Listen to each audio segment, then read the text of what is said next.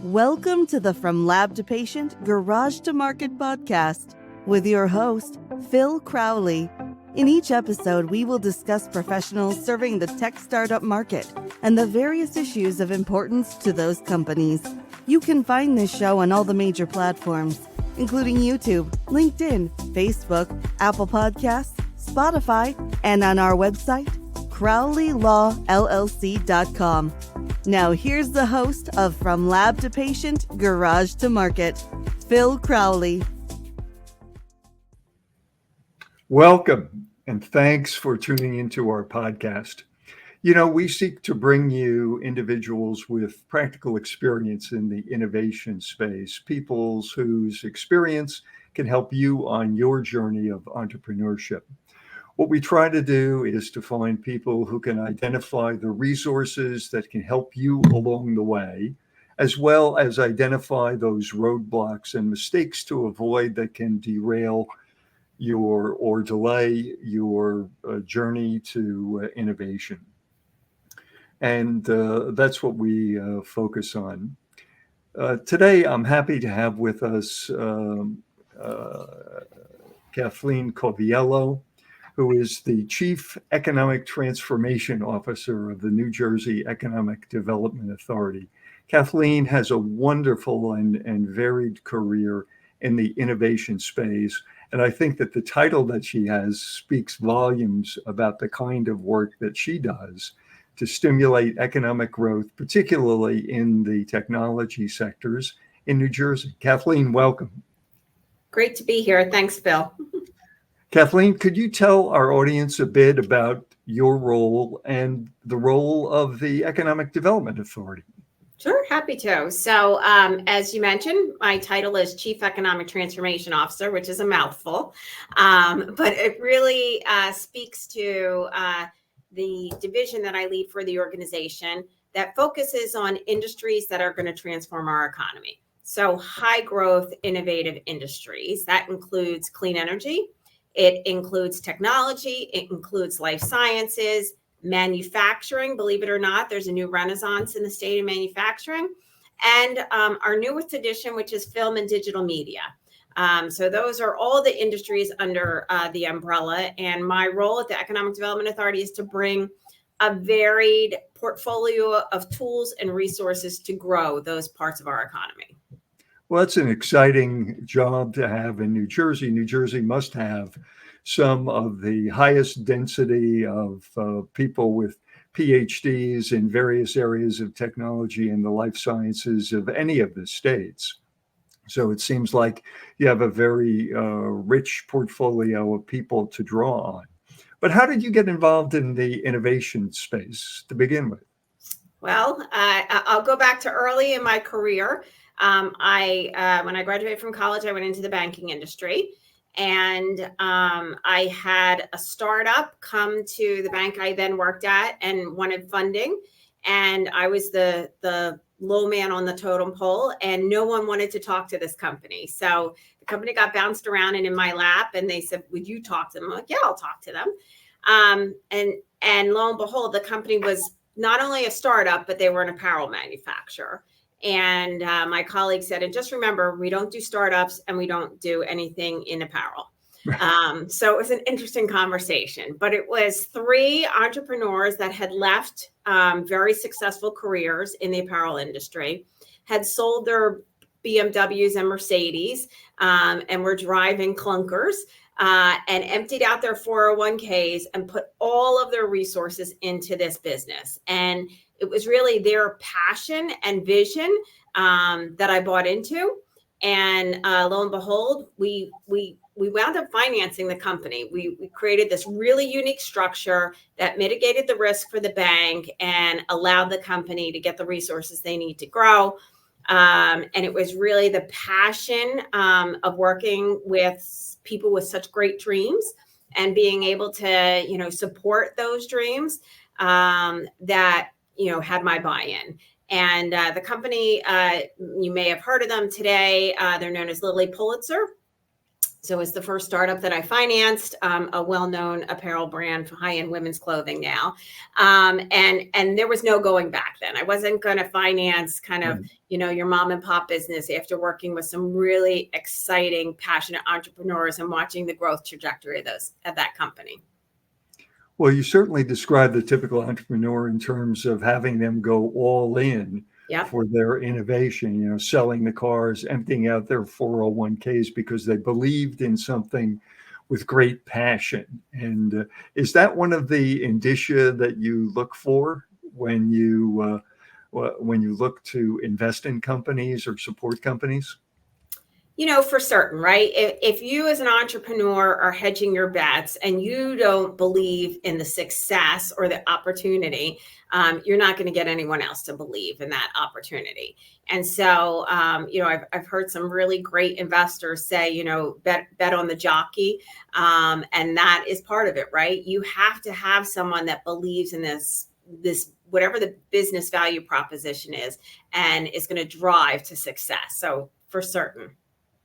What about your focus on not just a jockey, but a group of jockeys, a team with multiple talents and that sort of thing? Is that something that innovators should be thinking of putting together to make themselves more attractive? No one can do it all alone, right? And anybody who thinks they can is fooling themselves. So, realizing kind of where your strengths are and supplementing where your weaknesses are with other members of the team, I think is critical to success. And the EDA has a program called Innovation Fellows. It was passed through legislature and signed into law by the governor that we actually support first-time entrepreneurs. We give them income replacement dollars. And, many entrepreneurs don't have that 401k to empty out or the Mercedes to sell, right? Or a trust fund or whatever have you that's going to help fund this business. And so this initiative came around to make sure that everyone gets a chance at being an entrepreneur and driving to their dreams.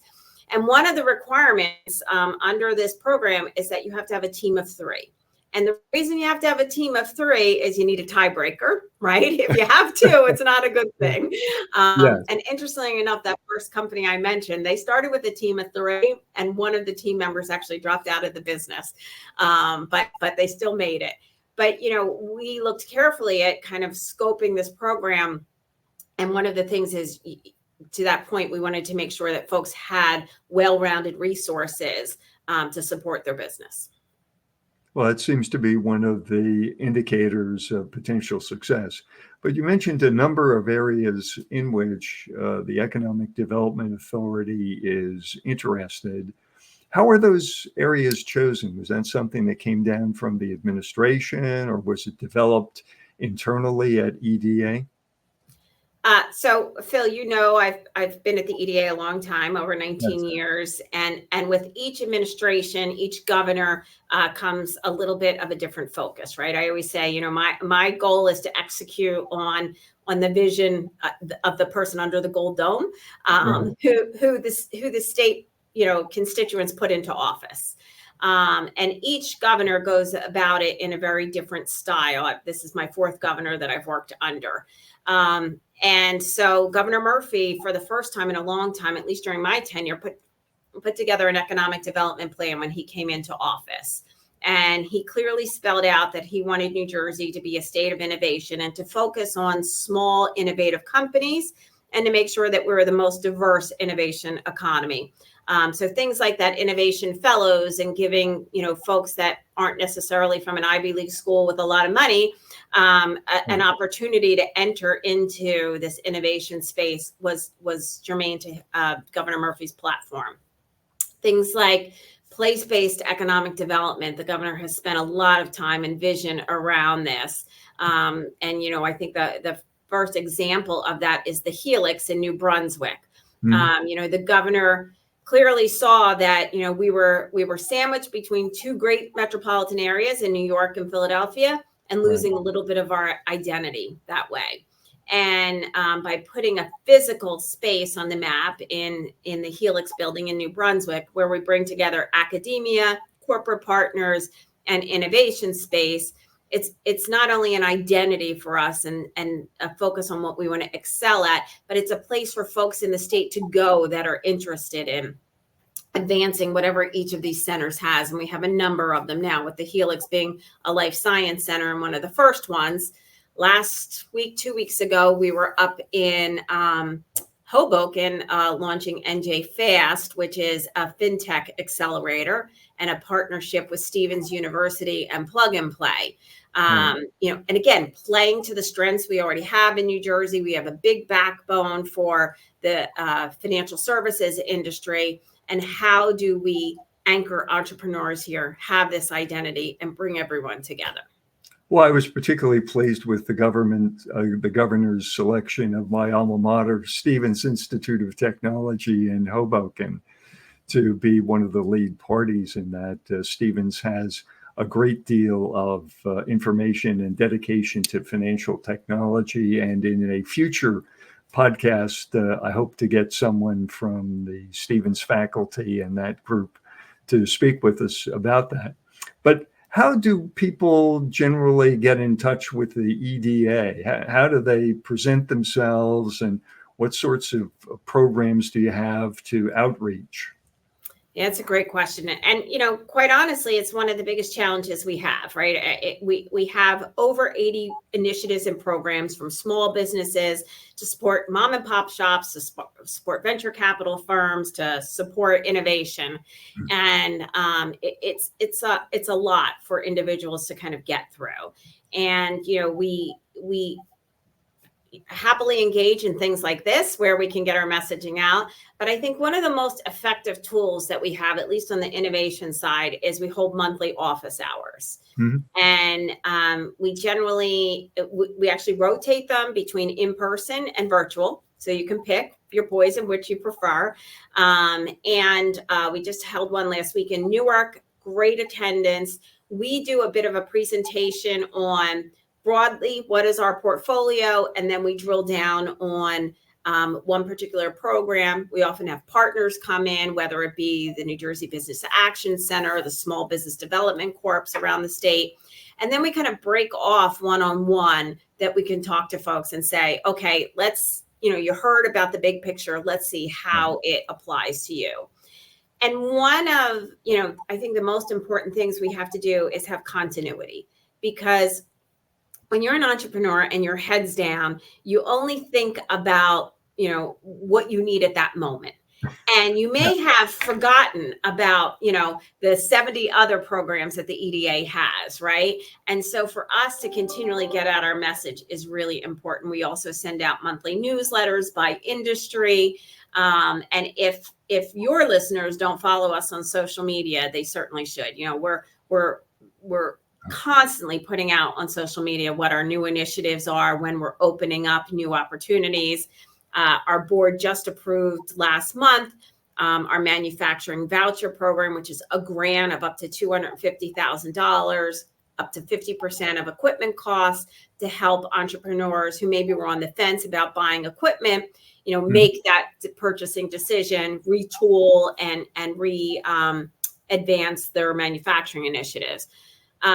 We'll do a webinar for folks to learn about that program when it opens up in the new year. So, between print, and I think if you follow any of the periodicals in the state of New Jersey, they're often covering all the work that we're up to. So we try and, consistently get our message out. We ask folks, just have your ears open, tune into one of our office hours. You can do it virtually from your laptop. You can show up in person and meet folks from our team, and follow us on social media. If people wanted to see a list of programs that you have, or learn more about NJEDA, where can they go on the web to get that information, Kathleen? Pretty simple, njeda.gov. Well, that does make it very, very simple. I've seen in the news that the governor has made a big push for green energy. Can you speak a little bit about the programs that you have in place that are really focused on helping to make our energy sector a little bit more ecologically friendly? Yeah, certainly that's a big segment of our economy, and I'll give you a kind of high level on a few of the sprinklings that we have. So obviously in New Jersey we're a pretty dense state. Some of the biggest contributors to carbon emissions in our state are buildings and automobiles.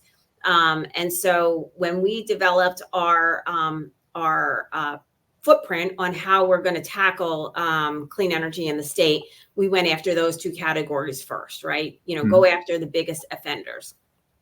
And so New Jersey EDA has a program called NJZIP, where we provide vouchers to businesses. So we're always focused on the business side at the EDA to electrify their vehicles. And so NJZIP brings down the cost of purchasing an EV to help normalize it to that of a traditional gas or diesel vehicle. And, a lot of small businesses just don't have the resources to make that investment. So we've helped make it a much easier decision for folks. We're in our second round of NJZIP. We'll be launching a third in the coming year, but a really exciting initiative that a lot of small business have taken, cargo vans, small vans, and delivery vehicles, and put them, from taking power off the grid to electric vehicles. Yeah, that sounds like a terrific program. Here, I'd just like to take a minute to take a time out and acquaint people with Crowley Law. We're a boutique firm of experienced lawyers who are passionate about helping life sciences and other technology entrepreneurs realize their dreams. To take, as we say in the podcast, great ideas from the laboratory bench to the patient's bedside, or from the garage to the marketplace, to impact in a positive way the lives of thousands or millions of people. I'm a former research physicist, and so I understand how difficult it can be to generate new knowledge. It's a lonely task, fraught with uncertainty and many setbacks. And also, as a lawyer, I know how difficult it can be to take really good ideas and negotiate your way to the marketplace to have them turn into the products and services that can improve people's lives. So we are attuned to the needs of innovators, really enjoy working with innovators, and we have a great deal of information on our website at crowleylawllc.com.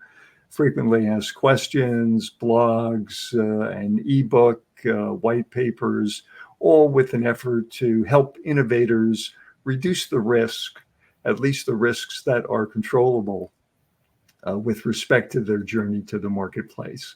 And I just wanted to stress that we're here to help. Well, Kathleen, let's get back to your programs in the green energy area. I know that a lot has been going on in New Jersey, and I know that you and New Jersey EDA have been at the center point of much of that.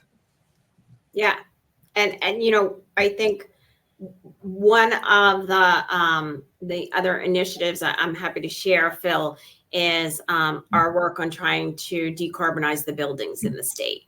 So we have a program called NJ Cool, launched for, again, the most concentrated, underserved communities in our state tend to have the highest, clean energy challenges, right? Yes. And so in Atlantic City and Edison and Newark is where we're starting this program. So things like changing your HVAC systems to make them more efficient. Again, these are big capital expenditures for businesses that are difficult decisions to make, right? Do you hire another salesperson, or do you make your building more efficient? And right. We're hoping to tip the scales to allow folks to do both, right? Mm-hmm. And so we have financing to help small businesses in those regions make their buildings cleaner. We also do funding through the federal government, where we'll do loans, clean energy loans, on a much different financing term than the private sector. So long patient capital, reduce market costs to help bring down the cost of going green. And that's the biggest barrier that we hear from so many folks, right? I mean, I Right. think consciously we all want to go green. We all want to help the environment, but it's the cost. And so we're often toggling that nodule to say, okay, we want to help make the decision easy for you to do the right thing. Well, that's great. What about programs for innovators in, let's say, the technology sector generally? You mentioned the New Jersey FAST initiative. What is the state and NJEDA doing in fintech? Yeah. So we are spending a lot of time partnering with accelerators in the state. And I mentioned, NJ Fast is one of our strategic innovation centers along with the Helix. And this concept of bringing folks together to focus on advancing their business, we know you need an additive in the formula, right? You need somebody that is going to help mentor these companies, who's going to help connect them with customers. And that's exactly what we're doing with NJ Fast. So we brought in a group by the name of Plug and Play out of the West Coast. They responded to a competitive solicitation that Stevens ran for a partner. And they just had their first demo day. We're super excited. They selected the original cohort for NJ Fast. And what's interesting is their model is very much built on helping businesses build to sell to customers, right?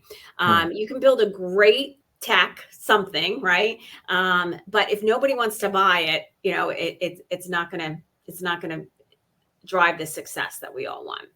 And what's interesting about NJ Fast, and we talked about Stevens being our academic partner, the other important component of this, besides the accelerator partner and Plug and Play, is corporates. And so really interesting for NJ Fast is that Prudential out of Newark stepped up as the leading corporate partner.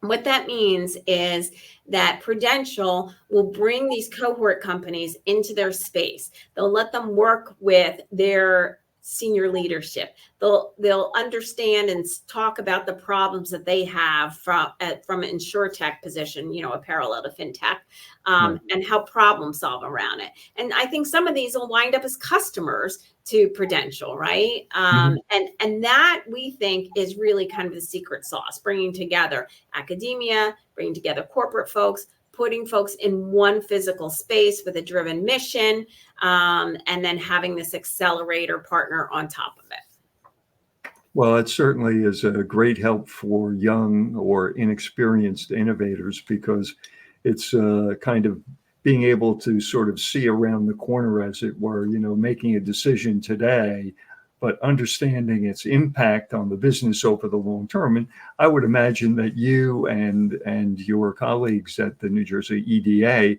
are pretty good at helping companies at least think through some of those issues, because to me, that's one of the primary challenges for new innovators, kind of anticipating what the decision today how it will impact the business at some point in the future.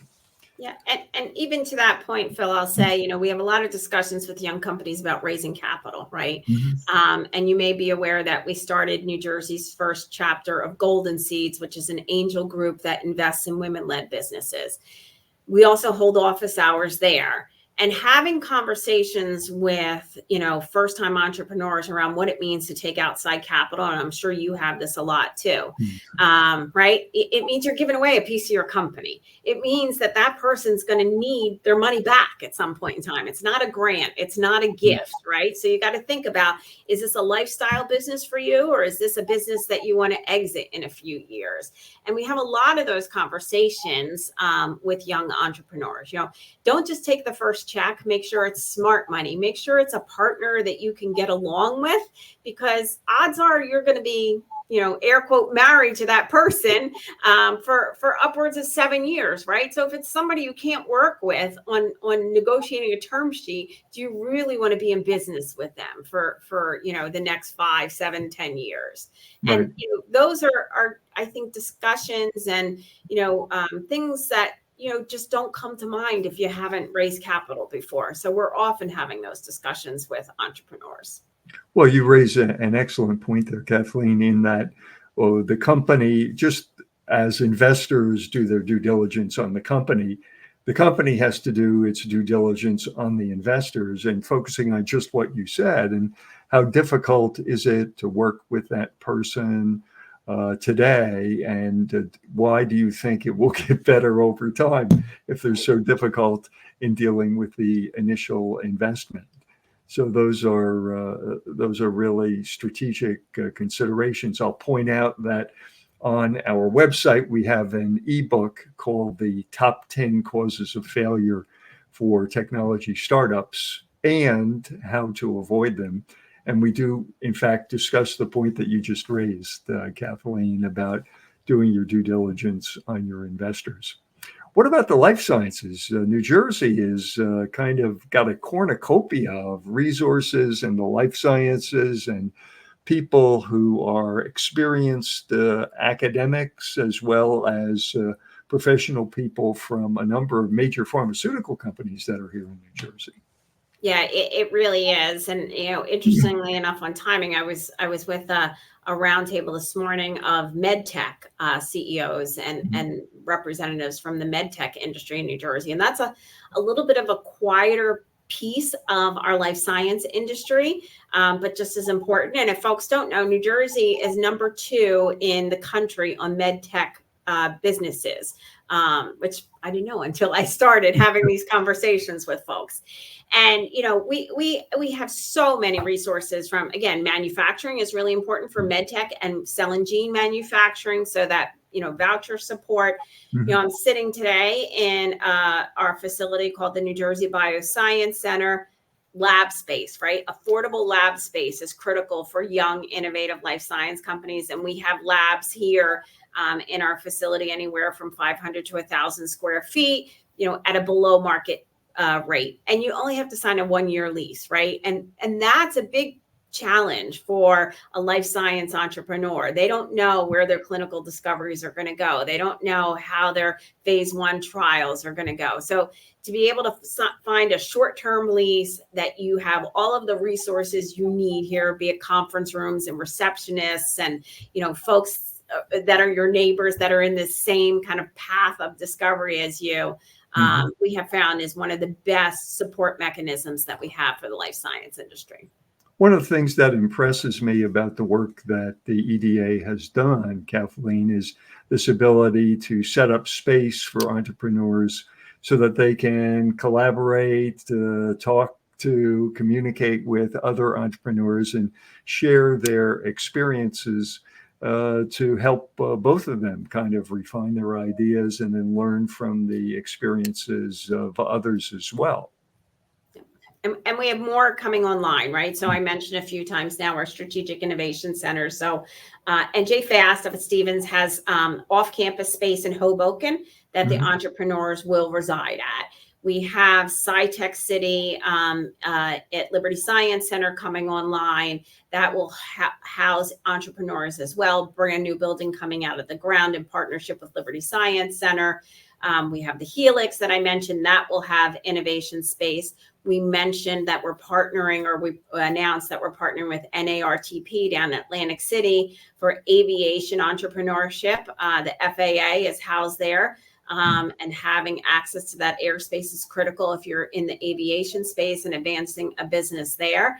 And, the other big news, right? We can't forget the Moonshot initiative the governor announced around AI.